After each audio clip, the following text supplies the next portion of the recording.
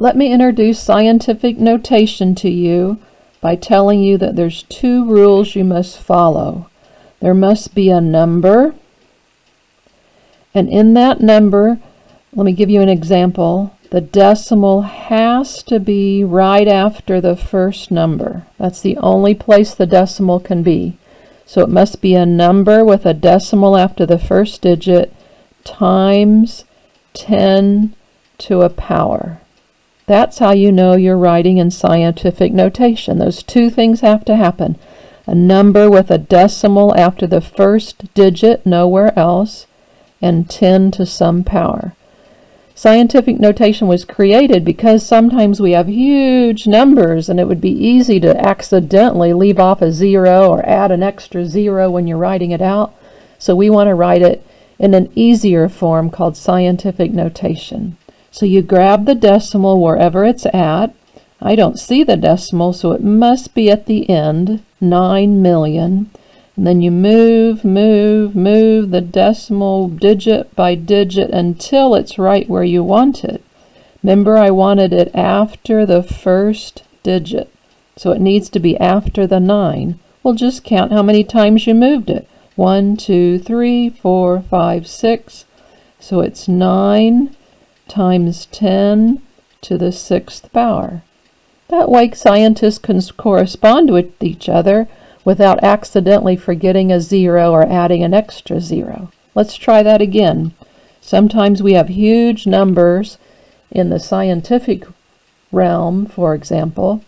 We want to grab the digit or a decimal wherever it's at and move it until it's between the first and the second digit there. That's where it wants to be.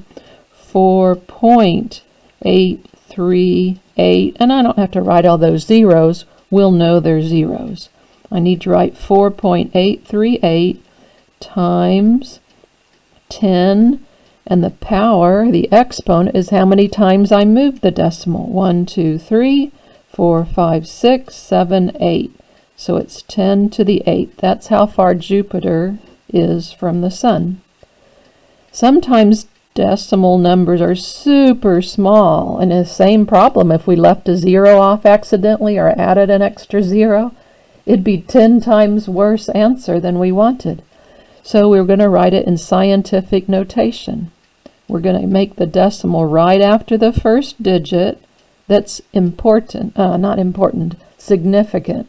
So the decimal needs to move till it's after the 4. So 4.0 is what I want. And then 10 to what power? How many times did I move the decimal? 1, 2, 3, 4, 5.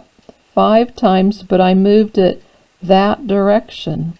I made a teensy tiny number big, so we write -5. That's to remind everybody, hey, that used to be a teensy tiny number. Up here I moved the decimal to the left.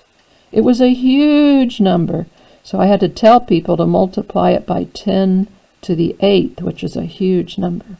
Let's try this teensy tiny number. 1 nanosecond. Let's rewrite it in scientific notation.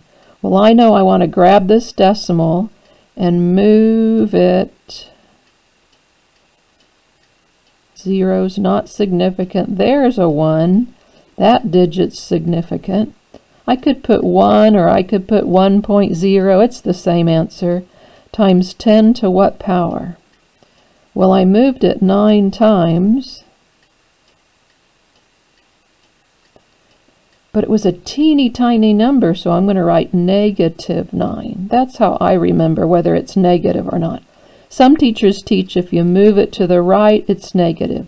If you move it to the left, it's positive, and I forget which one is which. So that's how I remember.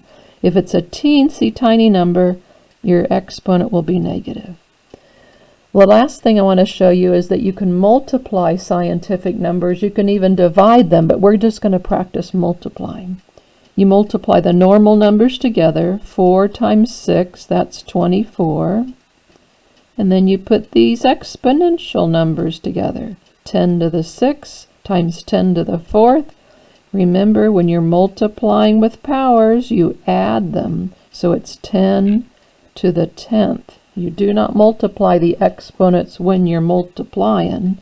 When you're multiplying, you add the exponents together. Oh, that's not the answer. I wanted my decimal after the first significant digit. I want my decimal to be here. So I have to do one more thing. 2.4 times 10 to what power? Well, it's not to the 10th power. I moved it one more time to the left. And when you move to the left, you make the exponent big. So I moved it one more time to the left. So it's 10 to the 11th power. It was a big number, 24, and I made it 2.4. So I need to remind everybody by adding 1 in the exponent that I made it one place bigger. Let's try that again. Normal numbers times normal numbers, 1 times 0.5. And then we need to find 10 to what power? 10 to the negative 5 times 10 to the negative 2. Remember, when you're multiplying with exponents, you do not multiply the exponents. When you're multiplying with exponents, you add them together. So it's negative 7.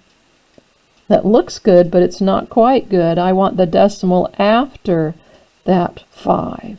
I want the decimal here. So I'm going to write 5, and I can write just 5, or I can write 5.0, because there's nothing after the 5, times 10 to what power? Well, I moved the decimal to the right.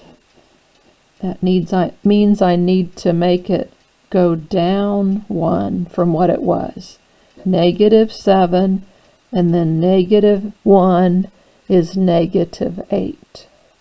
That's the answer in scientific notation, just like that's the answer in scientific notation.